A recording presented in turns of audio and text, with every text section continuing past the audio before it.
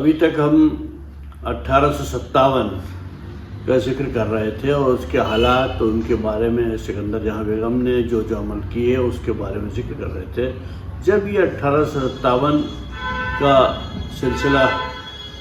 ख़त्म हो गया और एक नॉर्मल ज़िंदगी की तरफ बढ़ने लगे, जब जिनको हुकूमत वो देना चाहती थी, सज़ा देना चाहती थी, या मेरे ब्रिटिशर्स यहाँ आ गए और उन्होंने अपना काम किया, तो कई चेंजेस यहाँ पे भोपाल में आने शुरू हुए। सबसे बड़ा एक चेंज ये था, सिकंदर जहां बेगम को लगा कि ये सब फाइल्स जो थी 1857 की, सारी फाइल्स को उन्होंने यहाँ सेव कर दिया, जो आज भी नेशनल आर्काइव में मौजूद है, जिसके ज़रिए से हम लोग इस बात को जिस हद तक पढ़ पाए हैं उसकी डिटेल्स हमने कुछ दे पाए। इस सब के बाद सबसे पहले जो 58 के अंदर जो चेंज आया वो ये था कि यहाँ पे जो ये कागजात और ये सब चीज़ें आम अमल में हो रही थी गवर्नमेंट की, वो सब पर्शियन में चल रही थी। सिकंदर जहां बेगम को पर्शियन से कुछ ज़्यादा लगाव नहीं था। उनको ऐसे लगा कि जो शहरी भाषा है, जो ज़ुबान है यहाँ पे, उस पर सब अमल शुरू हुए और उन्होंने उसको नाम ज़ुबान, यहाँ की ज़ुबान के नाम से उर्दू को ही उस काम के अंदर आगे किया। और 58 में आते आते जो 57 की जो परेशानी है, उनको लेटर्स के आने जाने में गवर्नमेंट के परेशानी आ रही थी, सबसे पहले उन्होंने 58 में आते से ही भोपाल की ज़ुबान को उर्दू कर दिया। तो जो कहते हैं कि पढ़ो फ़ारसी बेचो तेल, अब वाली कहानी यहाँ शुरू हो गई कि फ़ारसी यहाँ पे बहुत कम हो गई और उर्दू यहाँ पे एक ऑफिशियल लैंग्वेज यहाँ की बन गई। दूसरी तरफ इसी 1857 में एक और अमल हुआ कि जो ईस्ट इंडिया कंपनी थी उसकी जगह अब एम्पायर ने जगह ले ली और हालात वो उससे दूसरे और तरह से बदलने लगे अब यहाँ पे। इसी के दौर में सिकंदर जहां बेगम को अपना इस्टेब्लिश करना था और वो लॉ एंड ऑर्डर की बड़ी अहमियत रखती थी और उसके गवर्नर्स और उसके रूल्स सारे उन्हीं के ज़माने में भोपाल को चलाने के तमाम रूल्स उन्हीं के ज़रिए से बने। जो उसके बाद में जो उसकी शाहजहानी वगैरह जो आई, वो सब बेस्ड थी सिकंदर जहां बेगम के कानून बनाने के जहाँ जो तरीक़े थे वो जो उस पर था। यहाँ तक कि पुलिस की एक एक डिटेल, कौन एग्ज़ाम लेगा, कौन कैसे चलेगा, कौन कैसे कपड़े पहनेगा, मतलब हर चीज़ में लॉ एंड ऑर्डर को उन्होंने बहुत आगे गया और इसमें कि हर डिपार्टमेंट्स को अलग अलग बनाने की कोशिश करी और उसके लिए पूरी बुक्स सब में सारे इनके वज़रा जो थे वो आन के मोती महल के पास बैठ जाते थे और उनको कहा जाता था कि आप इस पर डिटेल्स इसकी चॉकआउट करें और उसकी फाइनल अथॉरिटी तो ज़ाहिर सिकंदर बेगम के पास थी, लेकिन उन्होंने सारे दस्तूर और अमल हर चीज़ का बनाया। यानी कि पूरे चपरासी को भी उन्होंने जो काम दिया वो ये है, फला कर काम, मुंशी का ये काम है, इसका ये, तो ये जो दस्तूर और अमल हर डिपार्टमेंट के बनाए थे वो ही आगे चल के भोपाल के कानून बने। उसमें से कहीं तो आज भी पुलिस के कानून उन्हीं में से भी चल रहे हैं। तो इस हालात के अंदर खुद जबकि वो अभी कायम मुकाम है, यानी कि वो खुद अभी शाहजहां बेगम की जगह पे वो हुकूमत कर रही हैं, तब उनको जब ब्रिटिशर्स के यहाँ से एक और जो चेंज उस वक़्त आया था, सबसे पहले वो ये आया था, उन्होंने कहा भाई मैं कायम मुकाम कब तक रहूँगी। सबसे पहले तो रूल मेरा ही शुरू हुआ था। मैं छोटी थी तो मेरी अम्मा ने रूल करने लगी, जब बड़ी हुई तो शादी हुई तो मेरे शोहर करने लगे, जब शोहर का इंतकाल हुआ से हमारा जहांगीर मोहम्मद खां का, तो मेरी बेटी हुक्मरान बन गई, मैं उनके कायम मुकाम बन गई। तो रूल तो मुझे करना था, लेकिन सारे रूल्स जो है मैं रूलर बनी कहाँ। तो उस पर उन्होंने कहा कि अगर आप शाहजहां बेगम राज़ी हो, क्योंकि हमारे रूल्स के हिसाब से शाहजहां बेगम तो ईयर हो चुकी, अगर वो चाहें तो आपको कर सकती हैं। लेकिन शाहजहां बेगम तो अपनी वालिदा से बहुत मुतासिर थी और उनसे चाहती भी थी, तो उन्होंने कहा नहीं, मैं जब तक ताहयात शाहजहां सिकंदर बेगम ताहयात जो है जब तक ज़िंदा रहेंगी, जब तक यहाँ की रूलर बनेंगी और इनके बाद में बन जाऊँगी। तो ये एक पहली बार ऐसा हुआ कि वो सिकंदर बेगम अब रूलर बनी और उसके इंतखाब के लिए चली। इन हालात के जो और मज़ीद मालूमात है इसके बाद की जो शाहजहाँ बेगम और उनकी ज़िंदगी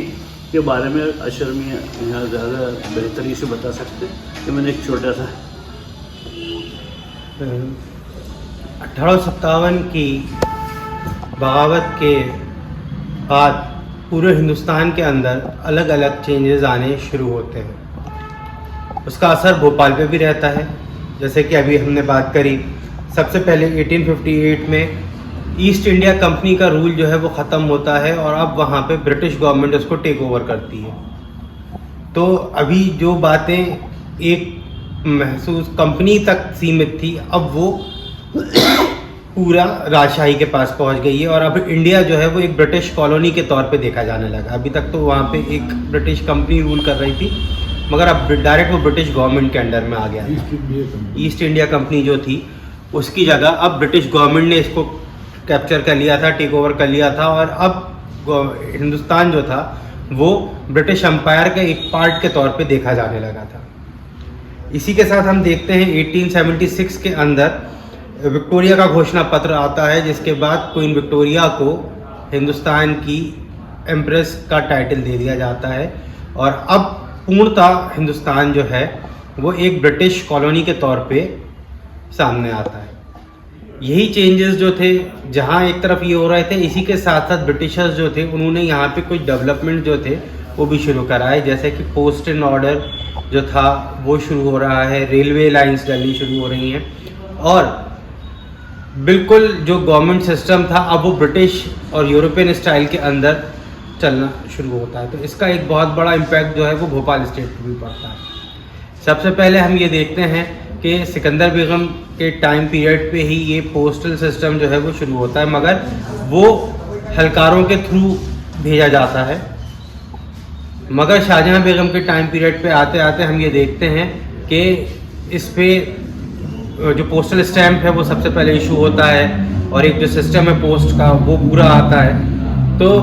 भोपाल स्टेट भी अपना एक पोस्टल स्टैम्प इशू करता है शाहजहाँ बेगम के टाइम पे। वो तुगरे के अंदर उनका लिखा हुआ कैलीग्राफी स्टाइल में था, मगर ब्रिटिश गवर्नमेंट उसका अपोज करती है, कहने लगी ये काम सिर्फ ब्रिटिशर्स का है, आप नहीं कर सकते। मगर 1818 की ट्रीटी के हवाले से देकर ये केस लड़ती हैं और उसके बाद जीतती हैं, जिसमें हम ये देखते हैं कि हिंदुस्तान में कुल 8 ही ऐसे प्रिंसली स्टेट्स थे जो अपने पोस्टल स्टैम्प छाप सकते थे और उसको सर्कुलेट कर सकते थे। उसमें से एक भोपाल था। अब जो भोपाल स्टेट के पोस्टल स्टैम्प थे वो सिर्फ भोपाल स्टेट के अंदर चलते थे, मगर जो ब्रिटिश टेरिटरी के अंदर या ओवरसीज अगर हमको कुछ भेजना होता था तो उसमें ब्रिटिश स्टैम्प्स लगाने ज़रूरी होते थे। दूसरी चीज़ ये कि शाहजहाँ बेगम ने पहले पोस्टल डिपार्टमेंट को पुलिस डिपार्टमेंट के साथ एड ऑन किया और ये फ्री ऑफ कॉस्ट था। तो अब लोगों ने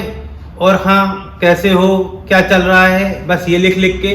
भेजना शुरू किया। वो बेचारा हलकारा जो है भोपाल से इंदौर और रायसेन भागा चला जा रहा है, भोपाल से सीहोर और रायसेन हरकारे जो होते थे। अब वो फिर उन्होंने उसके ऊपर चार्जेस लगा के ये स्टैम्प जो है वो एक चार्ज है, उसके ऊपर टैक्स लिया कि तुम एक आना इसके ऊपर दोगे लेटर का। तो उससे फिर ये हुआ कि जो इम्पोर्टेंट चीज़ है वही आप तक पहुंचेगी। दूसरा सबसे बड़ा काम जो यहाँ पे हुआ वो ये है कि रेलवे का सेटलमेंट जो है यहाँ देखते हैं कि डेवलपमेंट ऑफ रेलवे जो है वो हो रहा है, क्योंकि ब्रिटिशर्स ने जैसे ही टेक ओवर किया और उसके बाद जो उन्होंने अपने सामान इधर से उधर करने के लिए किया, तो आगरा बॉम्बे जो AB रोड है वो उन्होंने डेवलप करी। GT रोड के तर्ज के ऊपर ही आगरा से बॉम्बे पोर्ट तक के लिए उन्होंने डायरेक्ट रास्ता बनाया, जिसमें हमारे दो पड़ोसी स्टेट इंदौर और ग्वालियर को बहुत ज़्यादा फायदा हुआ, क्योंकि AB रोड वहाँ से होके गुजरती है। ये देख के जब रेलवे का प्रपोजल आया तो शाहजहाँ बेगम ने इसको एक्सेप्ट किया और पहले इनको ऑफर था कि आप नैरो गेज रेलवे जो है वो लगा लीजिए, वो सस्ती पड़ेगी, मगर इन्होंने ब्रॉड गेज ली। और पहले जो इनका रूट जो आर्काइवल रिकॉर्ड्स के अकॉर्डिंग हम देखें तो वो यारनगर की तरफ से होके आना था, जो उज्जैन से था, उज्जैन के थ्रू इधर से नरसिंह होता हुआ इधर आता। मगर ब्रिटिश पॉलिटिकल एजेंट के एतराज़ के बाद कि आपका सीहोर हेडक्वार्टर है और आप उसको लिंक नहीं कर रहे हैं, तो पहले होशंगाबाद से यारनगर और यारनगर से आपका नसरुल्लागंज होते हुए ये रूट आना था, मगर पॉलिटिकल एजेंट के अपोज पे ये सीहोर वाला रूट जो है वो लिया गया। तो ये वाला रूट डेवलप किया सबसे पहले भोपाल उज्जैन रेलवे, फिर भोपाल से होशंगाबाद और फिर भोपाल से लेके झांसी तक का जो रेलवे रूट था वो भोपाल स्टेट की तरफ से डेवलप हुआ। इसी बीच जो गतिविधियां ब्रिटिशर्स के अपोज की थी वो भी चलती आ रही थी। वो चिंगारी दबी नहीं थी, ठंडी नहीं हुई थी, हल्की ज़रूर हो गई थी। हम ये देखते हैं कि 1878 से 1880 के बीच में सेकेंड एंग्लो अफगान युद्ध होता है। अफगानिस्तान और ब्रिटिशर्स जो हैं वो पाकिस्तान का जो बॉर्डर एरिया था वहाँ पे इनके उस पर ये वॉर चल रही थी। उस टाइम पीरियड पे भोपाल नवाब शाहजहां बेगम के जो हस्बैंड थे नवाब सिद्दीक हसन खां, वो एक किताब लिखते हैं तो उसके अफगानी नाम से, और उसमें वो अफ़गानिस्तान के सारे शिजरे जो हैं अफ़गानियों की खासियत और उसके बारे में लिखते हैं और वो अफ़गानों का सपोर्ट करते हैं, जिसके ऊपर अंग्रेज़ सरकार जो है वो उनसे खफा हो जाती है और शाहजहां बेगम से उनके खिलाफ एक्शन लेने को कहती है। तो एक रिकॉर्ड में तो ये भी आता है कि जब वो पॉलिटिकल एजेंट उनके पास आया और दरबार में उनसे ये बात करी, तो क्योंकि वो पर्दे में रहती थी तो पर्दा डाला रहता था, तो उन्होंने अपना जूता पर्दे के नीचे से निकाला, कहने लगे अगर सिद्दीक हसन खान से आप कुछ कहना चाहते हो तो उनके खिलाफ मैं अपनी पूरी हुकूमत इस जूते की नोक पे रखती हूँ और मैं नहीं करूँगी। मगर ब्रिटिश दबाव पे आके सिद्दीक हसन खान के ऊपर एक्शन लिया जाता है। उनके खिलाफ एक मुकदमा जो है वो लाल कोठी में चलाया जाता है। लाल कोठी में जब वो चलता है तो उस किताब के अंदर ऐसा नहीं पाया जाता कि जो आरोप उनके ऊपर लगाए गए थे, मगर ब्रिटिश गवर्नमेंट सतर्कता और उसको देखते हुए, क्योंकि उन्होंने अफगान दुश्मन के बारे में लिखी है वो किताब, उसके ऊपर जो उनको सज़ा सुनाई जाती है वो ये है कि अब वो महल में नहीं रह सकते और उनके सारे टाइटल उनसे छीन लिए जाते हैं। तो ये काम जो है पीरियड बहुत इंपॉर्टेंट पीरियड है भोपाल की हिस्ट्री का, जिसमें हम डेवलपमेंट भी देखते हैं और बाकी सब जो है वो हम आपको अगले एपिसोड में बताएंगे। शुक्रिया।